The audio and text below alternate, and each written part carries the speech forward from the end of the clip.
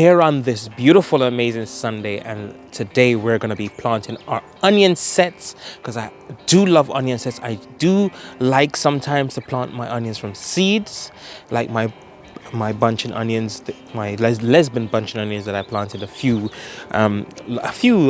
months ago. I think I still have some of them still there. And I do have some other onions as well that I've sowed from seed, but I do prefer, because of the timing of the UK, we don't have such a long growth time. I do prefer to grow them from sets. And here they are. I ordered them off eBay. They look really well. There's approximately 300 onions in this. It's going to be a crazy year. I know last year I lost so much thanks to Mr. Fox. But the onion sets, they're just beautiful. And literally, it's like a small tiny onion that is just ready to grow. It's starting to look like it wants to grow ready right now. I hope you guys can see the top of it there. And because I do no dig, I can literally, oh, excuse me for the water running in my eyes. It's windy. When it's windy, my eyes starts to run water.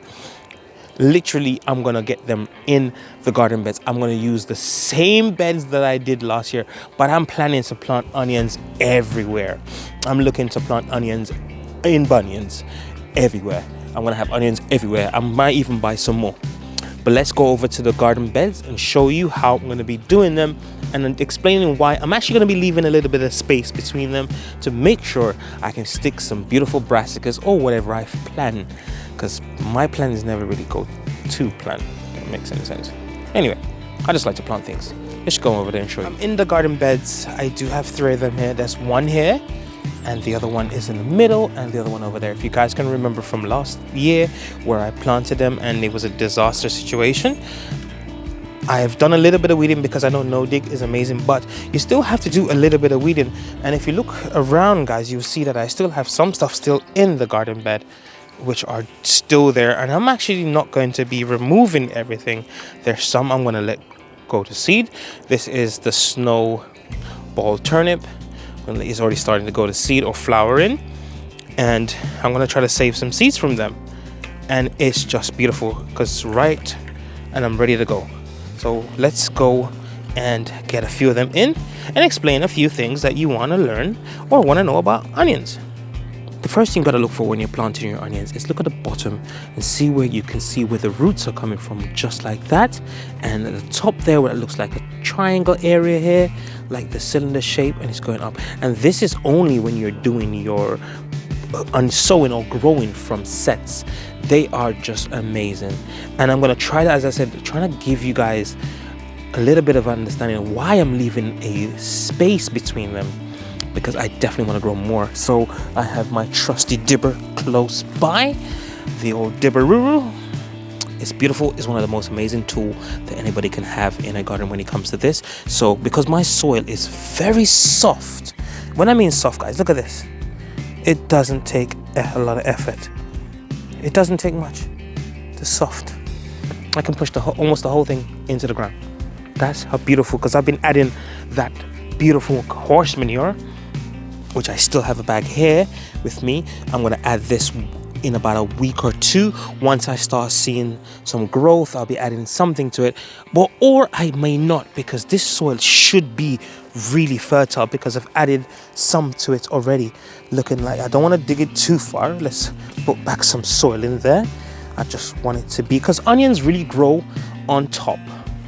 Your onions don't grow deep. It's not a root vegetable. So what I'm going to do, I'm going to use the dibber as a measuring tool, where that little nudge here. So I want it to be about that distance in space. So let's do it again. And I'm going to pop this one here. Let's grab one.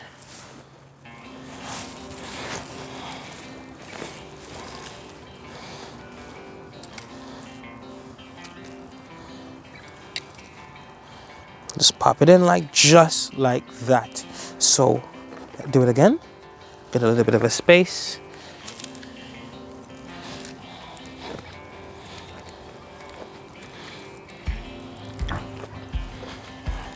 So let me just do it again. Measure it out with my thumb.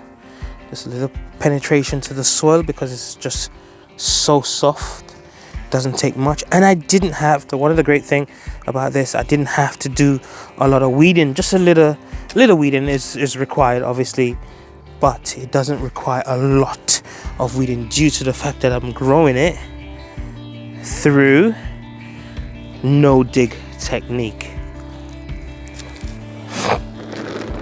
And so, let me just move a few things out of the way.